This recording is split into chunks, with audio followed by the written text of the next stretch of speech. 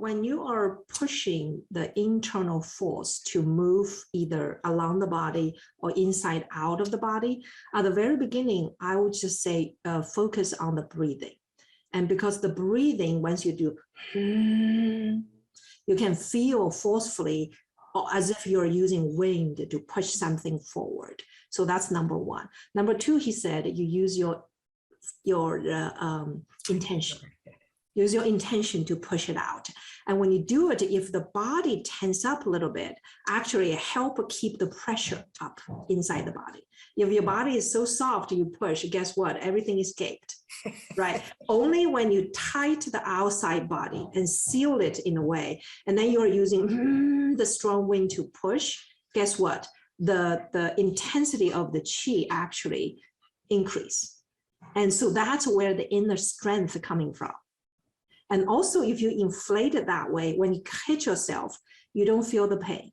You feel it much less. Why? The qi is all inflated up as if it's a big ball or big. The best analogy I'll be using would be, for instance, the tire. If it's well pressurized, guess what? You can hold a lot. And also it's a strength, right? If it's relaxed, guess what? You're collapsed and you're easily hit.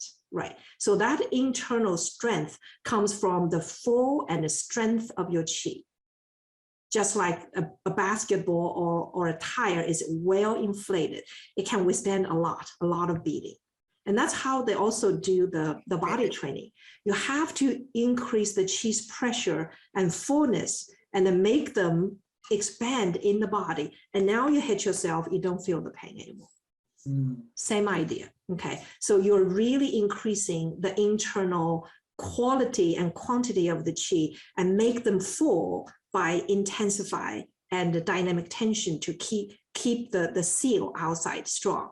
And then the inside qi can become what? Higher pressure.